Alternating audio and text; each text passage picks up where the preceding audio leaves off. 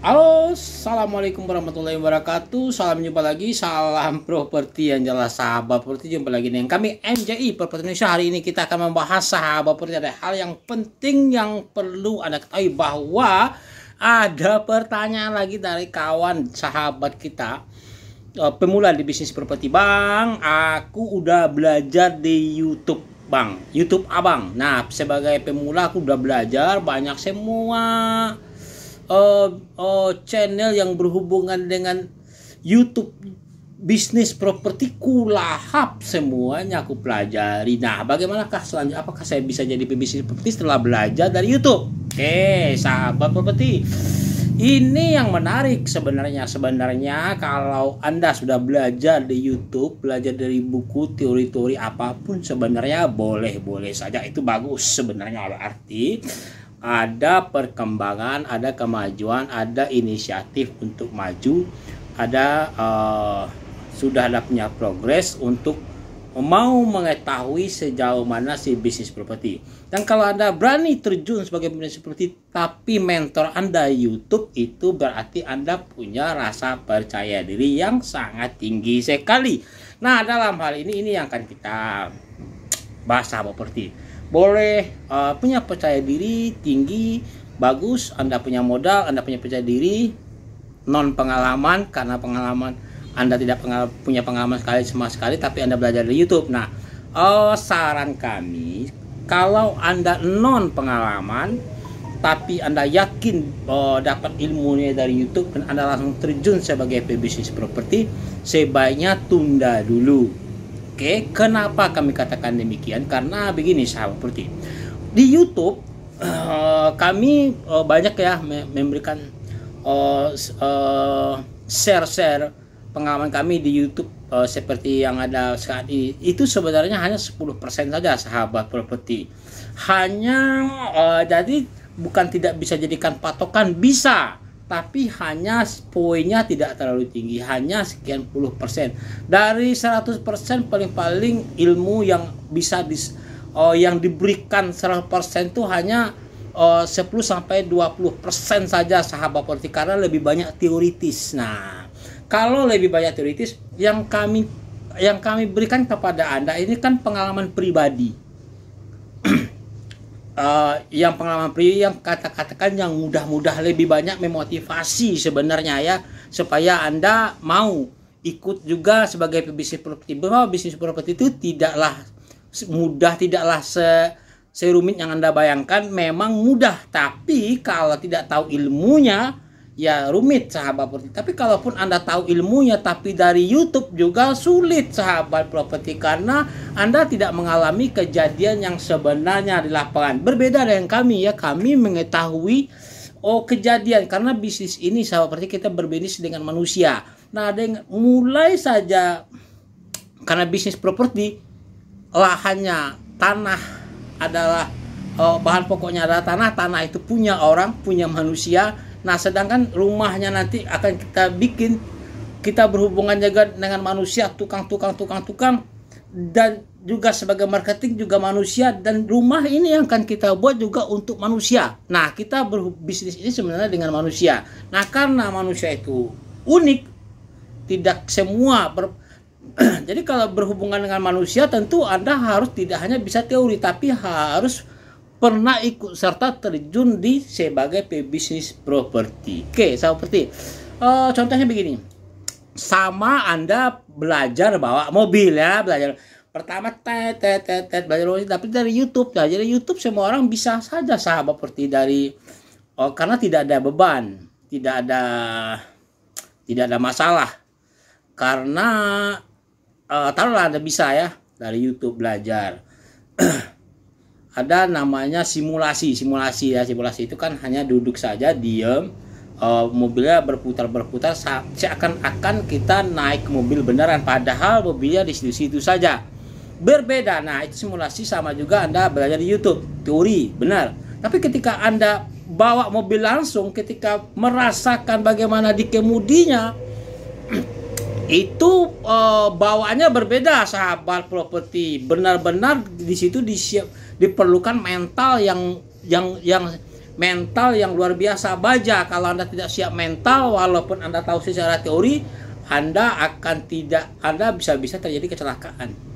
Mobilnya bisa tidak jalan karena banyak sekali rintangan di jalan. Nah, ini yang saya maksud sahabat properti ya. Bisnis properti itu hampir sama sahabat properti.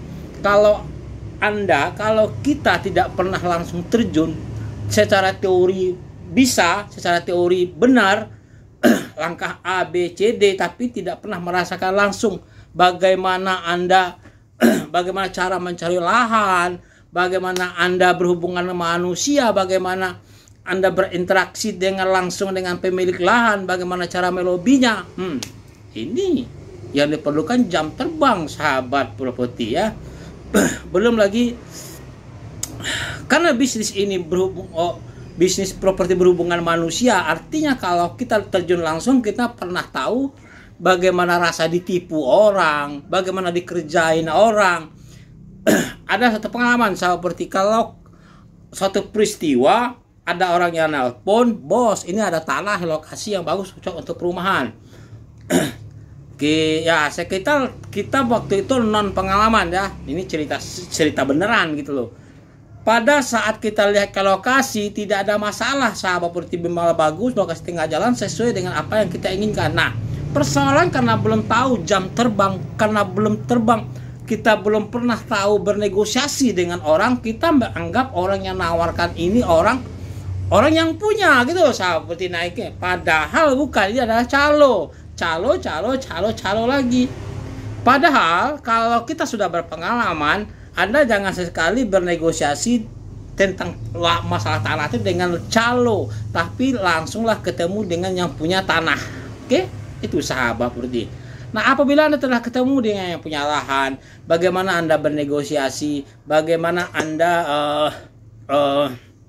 bisa mengajak si yang punya lahan bekerja sama, itulah kita rasakan langsung kejadian peristiwa. Masalah tanah itu masalah yang sangat urgent sahabat properti, tidak bisa dianggap mudah ya, karena tanah ini kadang-kadang yang punya satu orang, kadang-kadang tanah warisan banyak orang yang punya. Nah, warisan ini berapa orang? Kalau Anda telah berpengalaman seperti kami akan tanya, kalau tanah ini tanah waris, siapa saja ahli warisnya? Kita akan tanyai satu-satu, harus kita ketemukan A, B, C, D berapa orang. Nah, kalau dia punya hak istimewa, kalau dia memang yang punya, maka kita akan cari tahu sekitar lokasi tersebut. Kita akan tanyakan kepada tetangga sekitar itu, siapa yang punya tanah ini. Nah, jangan sekarang tuh banyak numpuk sahabat properti, ngaku-ngaku tanah padahal bukan tanahnya dia. Ngaku-ngaku, ini yang bahaya sahabat properti ya. Dan sebagai bisnis properti pemula, Anda harus paham. Oke? Nah, bisnis properti itu bisnisnya serba kompleks sahabat properti. Dalam seminar dikatakan bahwa bisnis properti itu bisa tanpa modal, bisa. Kami mengalami. Bisa modalnya receh-receh, bisa. Tapi yang jelas bisnis properti itu padat modalnya besar sahabat properti, tidak bisa tidak.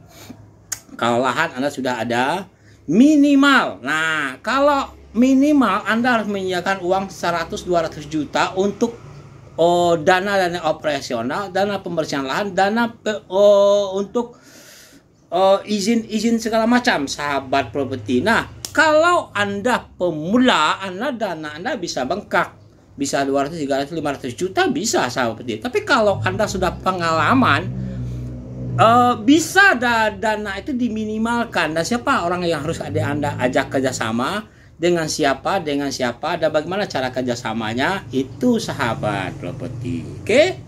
Itu segelintir cerita sebenarnya. Jadi jangan sekali-sekali terlalu percaya dengan YouTube.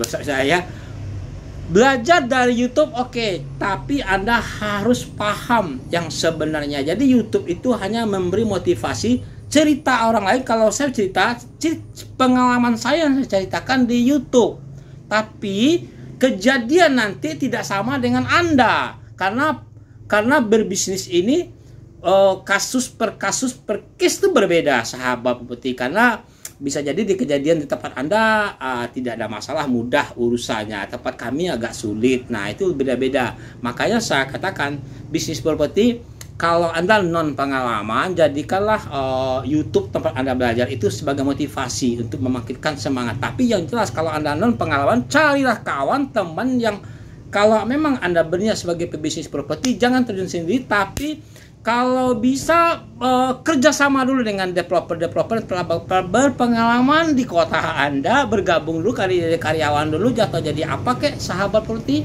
Oke, tapi kalau Anda punya uang dan modal, Anda bisa cari orang yang cari mitra yang telah pernah berpengalaman di bidang properti.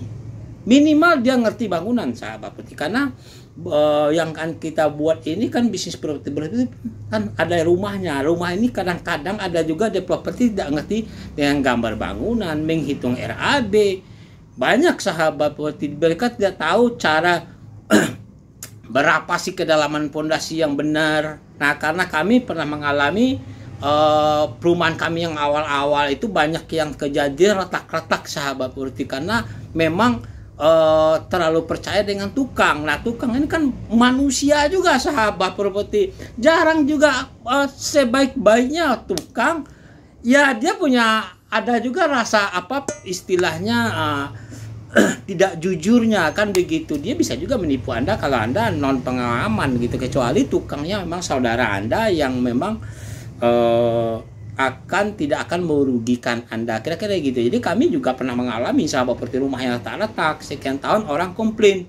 Oh, bagaimana? Ya terpaksa keluar modal lagi memperbaiki rumah. Nah, itu yang kami katakan kepada Anda, hati-hati, minimal Anda paham proses bangun itu seperti apa, harga material di pasaran seperti apa, terus menghitung RAB minimal Anda paham, membaca gambar minimal Anda paham. Nah, yang manajemen keuangan paham sedikit demi sedikit. Kira-kira seperti itu sahabat. Nanti kita lanjut session berikutnya ya. Bagaimana sih cara kalau sudah mencari lahan yang sebenarnya, kami sudah buka juga, tapi kita akan kupas lagi. Banyak juga pasti pertanyaan, Bang, kalau lahannya seperti ini cocok nggak jadikan perumahan? Nah, ada perumahan itu ada dua model sahabat. Ada perumahan subsidi, ada komersil. Nah, ini akan kita bahas session berikutnya. Oke, untuk hari ini sekian, terima kasih dulu. Assalamualaikum warahmatullahi wabarakatuh. Semoga ada manfaatnya. Salam properti.